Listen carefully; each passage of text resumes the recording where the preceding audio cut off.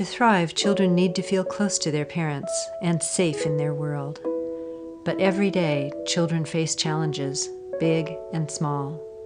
When they don't feel connected, up come big feelings, up come challenging behaviors. Their parents and caregivers often feel at a loss. They don't know how to help. 12 years ago, I adopted Olivia at birth. Then 7 years ago, I adopted her little sister at birth. I have to say that all of the 12 years have been difficult with Olivia, who suffered major trauma in utero and in my care in the early years. And then when her little sister arrived, that was the last straw. The violence was really scary and dangerous. It was dangerous. And I was becoming violent or mean or yelling, I was getting out of control myself. It was looking as though we weren't going to be able to live together for much longer. But when I discovered Hand in Hand, I discovered the tools that are available to parents, how to cope with these intense situations and these intense emotions. Stay listening became the first most important tool because of her tantrums. So I no longer walked away indignantly. I can't put up with this. I stopped doing that. I stopped abandoning her emotionally. I stopped thinking bad thoughts about her. I stopped shutting her out of my heart. This summer is transformed. It's lovely. She's happy. She comes to me for embraces. She hangs out with her arms around me. This is a total transformation for us. We were not like this. And I know Hand in Hand is what it's all about. It wouldn't be happening if it weren't for Hand in Hand. Hand in Hand made me more patient, more kind, more loving, more cherishing these children at every moment. I feel like really the most lucky person to have Hand in Hand in my life.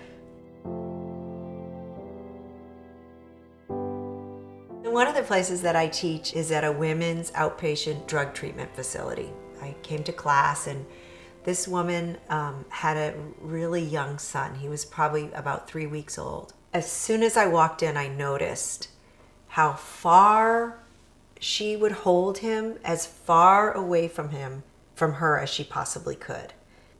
She looked really, really unhappy, barely able to look up herself at any of us, at me during class or anything. About 3 weeks into it, I came to class one day and I opened the door and I looked around the room and everyone looked completely stressed out and overwhelmed. And the 3-week-old is in somebody's arms, screaming at the top of his lungs. And they held him out to me and said, "Do that thing that you told us to do. What is that thing that you told us to do? Take him." And they were asking me to do state listening, which is where we listen to children cry and allow them to with warmth and comfort. And I asked Mom if it was okay, and she said, "Yes, please." And I just held him, and I put his little head in my hand and held him on my lap and looked down at him and just said, "How's it going, little one?" And he cried and screamed and cried and screamed and cried and screamed for about 5 or 10 minutes as I held him and warmly talked to him, let him know I was there, and told him I was so sorry it had been so hard. And after about 5 or 10 minutes, he kind of stopped and peeked his eyes open and looked at me and shut his eyes again and cried and screamed for another 5 minutes. And as he was doing that, I was noticing his body was getting softer. And by this time, I look over at the mom, and the mom is sobbing, and everybody in the room is sobbing. And he's fully relaxed in my arms. And I said, "Do you want to hold him?" She came over next to me, and I put him in her arms. And he looked up at her, and I could tell that it was the first time they'd ever really made eye contact. I came back the next week to the class, and she had him right up on her chest, and her chin was up, and her eyes were clear, and she was making eye contact with me and everybody in the room and talking with the women. She looked down at him and hold him, and he just looked so much happier and brighter. It was so obvious. It is impossible to know that what would have happened if I hadn't run into these ideas. Who could tell what kind of life I would have given my children? If we go by statistics, I can tell you that the picture wasn't good. I was 14 when my father got killed after spending 7 years in jail. Second time I saw my father in my life, he was through a little window in a big prison. 2 years after he got killed, I lost my brother, who was only 21 years old. And what happens when you feel that you have been wrong in life is that someone else is gonna pay for that, usually your children. So I'm afraid to think that what would have happened to my kids if I hadn't gotten the help I got from this program.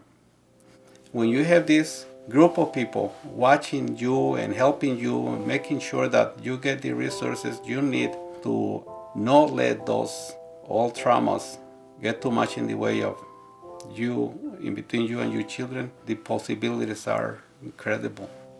And I think, and I'm sorry if I sound like I'm bragging, but I have the children to show it.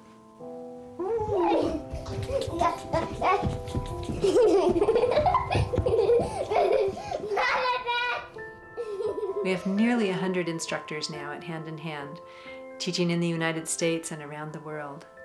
And a very common experience that we all have is that parents go home, try the listening tools with their children, are rewarded with so much more cooperation and such a much better connection. They come back, they look us right in the eye, and they say, "This could change the world." We know that we can bring children's intelligence to fruition all the way through adolescence and into young adulthood using these tools, and that parents feel great about their parenting when they know what to do as their child meets a difficulty. We have something wonderful to bring to parents, something that preserves children's intelligence, something that will change the world. Here we go.